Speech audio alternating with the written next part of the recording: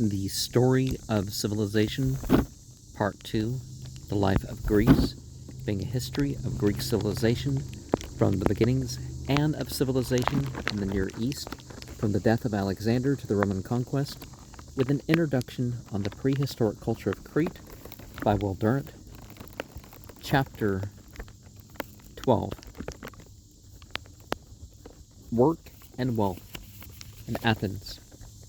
Section 1, Land and Food. At the base of this democracy and this culture lies the production and distribution of wealth.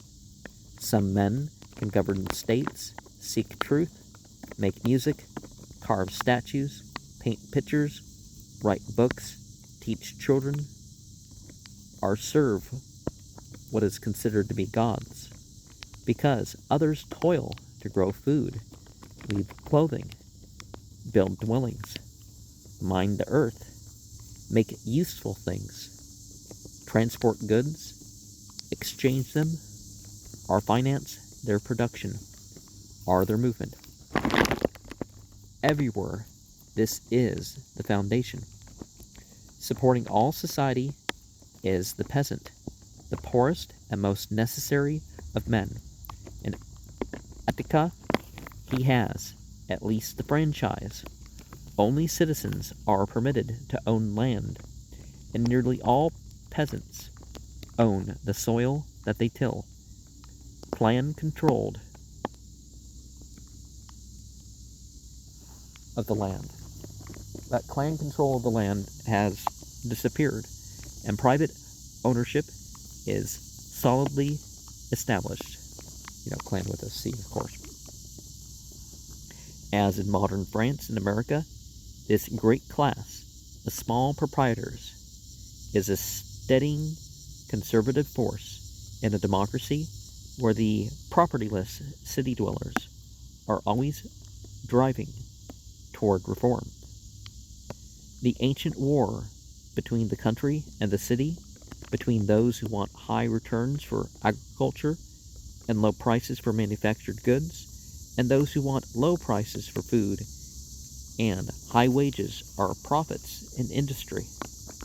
It is especially conscious and lively in Attica, whereas industry and trade are accounted plebeian and degrading by the Athenian citizen. The pursuits of husbandry are honored as the groundwork of national economy, personal character, and military power. And the freemen of the countryside tend to look down upon the denizens of the city as either weakling parasites or degraded slaves. The soil is poor, 630,000 acres in Attica. A third is unsuitable for cultivation, and the rest is impoverished by deforestation, meager rainfall, and rapid erosion by winter floods. The peasants of Attica shirk no toil for themselves, or their handful of slaves. To remedy this dry humor of what are considered to be gods, they gather the surplus flow of headwaters into reservoirs, dike the channels of the streams to control the floods, reclaim the precious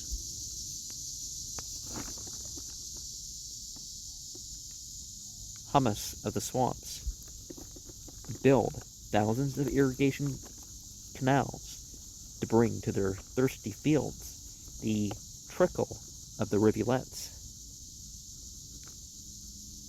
patently transplant vegetables to improve their size and quality, and let the land lie fallow in alternate years to regain its strength. They alkalize the soil with salts like carbonate of lime and fertilize it with potassium nitrate, ashes, and human waste. The gardens and groves about Athens are enriched with the sewage of the city, brought by a main sewer to a reservoir outside the Dipolon, and thence by brick-lined canals into the valley of the Cephissus River. Nowadays, there's too many chemicals in sewage. Different soils are mixed to their mutual benefit, and green crops, like beans and flour, are plowed in to nourish the earth. Plowing, harrowing, sowing, and planting are crowded into the brief days of the fall. The grain harvest comes at the end of May, and the rainless summer is the season of preparation and rest. With all this care, Attica produces only 675,000 bushels of grain yearly, hardly enough to supply a quarter of its population.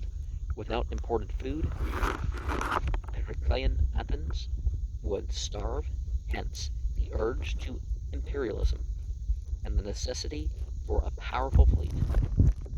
The countryside tries to atone for its parsimonious grain by generous harvest of olives and grapes. Hillsides are terraced and watered, and donkeys are encouraged to make the vine more fruitful by gnawing off the twigs.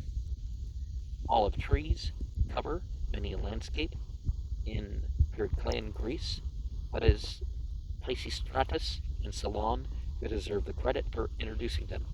The olive tree takes 16 years to come to fruit, 40 years to reach perfection. Without the subsidies of Pisistratus, it might never have grown on egg soil, and the devastation of the olive orchards in the Peloponnesian War will play a part in the decline of Athens. To the Greek, the olive has many uses. One, pressing gives oil for eating. A second, oil for anointing. A third, oil for illumination. And the remainder is used as fuel. It becomes Attica's rich crop, so valuable that the state assumes a monopoly of its export, and pays with it and wine for the grain that it must import. It forbids altogether the export of figs, for these are a main source of health and energy in Greece. And if you look to mythology, the local fruit seems to have the greatest importance of whatever area. The fig tree grows well even in arid soil. Its spreading roots gather whatever moisture the earth will yield, and its stinted foliage offers scant surface for evaporation. Furthermore, the husbandman learns from the east the secret of caprification. He hangs branches of the wild male goat fig, Caprificus, among the boughs of the female cultivated tree, and relies upon gall wasps to carry the fertilizing pollen of the male into the fruit of the female, and then bears richer and sweeter figs. These products of the soil, cereals, olive oil, figs, grapes, and wine, are the staples of diet in Attica. Cattle rearing is negligible as a source of food. Horses are bred for racing, sheep for wool, goats for milk, donkeys, mules, cows, and oxen for transport, but chiefly pigs for food. And bees are kept as providers of honey for a sugarless world, and even a sugared world. It's a good idea to prefer honey over other sweeteners. Meat is a luxury. The poor have it only on feast days, which is why feast days often have animal sacrifices as part of it, so the poor can eat of the meat.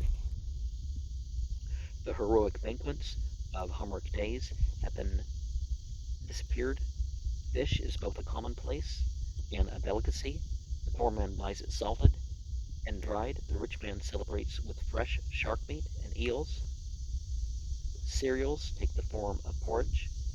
Flat loaves or cakes, often mixed with honey. Bread and cake are seldom baked at home, but are brought from women, peddlers, or in market stalls. It's been a long time since I've had any eel. Eggs are added, and vegetables, particularly beans, peas, cabbage, lentils, lettuce, onions, and garlic, Fruits are few, oranges and lemons are unknown, nuts are common, and condiments abound. Salt is collected in salt pans from the sea, and is traded in the interior for slaves. A cheap slave is called a salting, and a good one is worth his salt. Nearly everything is cooked and dressed with olive oil, which makes an excellent substitute for petroleum. Butter is hard to keep in Mediterranean lands, and olive oil takes its place. Honey, sweetmeats, and cheese provide dessert. Cheesecakes are so fancied that many classic treatises are devoted to their esoteric art. Water is the usual drink, but everyone has wine, for no civilization has found life tolerable without narcotics or stimulants. Snow and ice are kept in the ground to keep cool wine.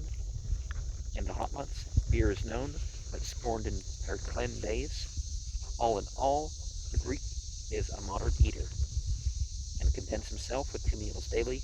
Yet there are many, says Gratus, who, if accustomed to it, can easily bear 3 full meals a day. Well, some forms of stuff are more useful than others, right?